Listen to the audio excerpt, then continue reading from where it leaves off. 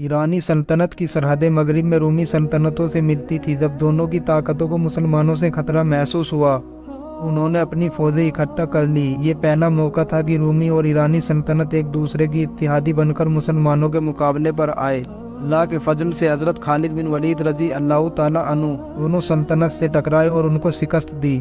एक बार जब हज़रत खालिद बिन वलीद रजी अल्लाह ताला अन्हु ने इराक में अपनी मुहिम शुरू की और उसके बाद हज़रत अबू बकर सिद्दीक़ रजी अल्लाह ताला अन्हु ने उन्हें शाम जाने का हुक्म दिया। शाम रूमी बाज़ंतीनी सल्तनत का एक बहुत बड़ा सूबा था और बुनियादी तौर पर वहाँ जितने भी बाज़ंतीनी कमांडर थे वो यूरोप से आया करते थे। हज़रत खालिद बिन वलीद रजी अल्लाह ताला अन्हु की ये मुहिम रोमियों के साथ पहला तसादुम थी। इस तसादुम में शाम में मौजूद वो तमाम रोमी फौज शरीक हुई जिसकी क़यादत कुस्तुनतुनिया का हुक्मरान हरक्युलिस खुद कर रहा था। बाज़ंतीनी सल्तनत के सूबे आर्मीनिया से यूरोप तक फैले हुए थे। जब खलीफा अव्वल हज़रत अबू बकर सिद्दीक़ रजी अल्लाह ताला अन्हु ने अपनी फ़ौज के दस्तों को शाम की तरफ भेजा, उस वक्त शाम की सारी आबादी ईसाई थी।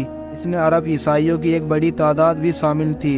इसके अलावा पारसी भी बहुत बड़ी तादाद में थे। इस सारी सूरत हाल में जंगी मुहिम के लिए हज़रत खालिद बिन वलीद रजी अल्लाह ताला अन्हु को वहाँ भेजा गया। शाम में पहले मौजूद दस्तों में से एक की क़यादत जलीलुल क़द्र सहाबी हज़रत अबू उबैदा बिन ज़र्रा कर रहे थे। मुख्तलिफ जानिब से मुसलमानों के कई दस्ते जो कि मुख्तलिफ इलाकों में मौजूद थे उनके शाम पहुँच रहे थे।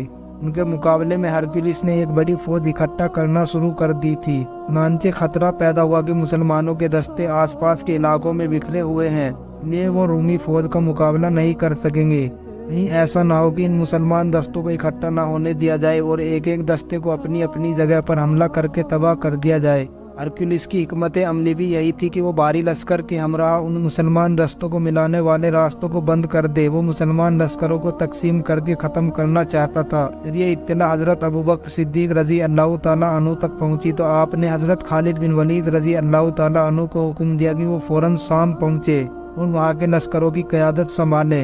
हज़रत खालिद बिन वलीद रजी अल्लाह ताला अन्हु रेगिस्तान से होते हुए शाम में दाखिल हो गए।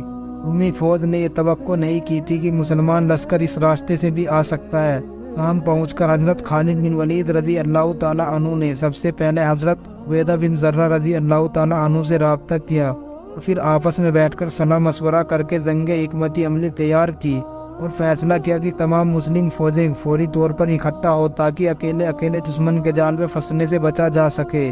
शाम बाज़ंतीनी सल्तनत का सबसे खूबसूरत सूबा था और यही वजह थी कि वो बहुत शिद्दत से उसका दिफा कर रहे थे। शुरू में मुसलमानों की छोटी छोटी झड़प के साथ छोटे किले फतेह किए गए। इसके बाद मुसलमानों ने बराह रास्त दमिश्क का मुहासरा कर लिया।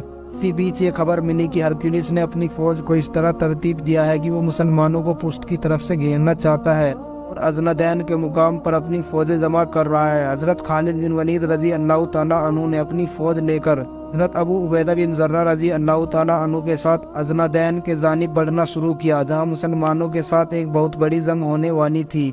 लेकिन इससे पहले गैर मामूली वाक़या पेश आया। मुसलमानों का लश्कर जब दमिश्क के मुहासरे को छोड़कर वापस पलटा, आखिर में मुसलमानों के कुछ औरतें और बच्चे रह गए। हज़रत खालिद बिन वलीद रजी अल्लाह ताला अन्हु जब थोड़ा आगे निकल गए तो रूमी किले से बाहर निकले और मुसलमान औरतों के खेमों को घेर लिया। इनमें हज़रत खोला भी थी जो हज़रत ज़र्रा रजी अल्लाह ताला अन्हु की बहन थी। हज़रत खालिद बिन वलीद रजी अल्लाह ताला अन्हु को जब ये इत्तला मिली तो वे फ़ौरन पलटे और मुट्ठी भर मुजाहिदीन को साथ लेकर गैज़ो गज़ब के आलम में क़यामत बनकर कुफ़ार पर टूट पड़े। अजनादैन में फतह हासिल करने के बाद मुसलमानों का रुख वापस दमिश्क की जानिब हो गया। अगर आपको ये वीडियो अच्छी लगी हो तो लाइक करें, कमेंट करें और अपने दोस्तों के साथ इसे शेयर करें और मजीद इस तरह की इन्फॉर्मेटिव वीडियो देखने के लिए हमारे चैनल को सब्सक्राइब करें। अल्लाह हाफिज़।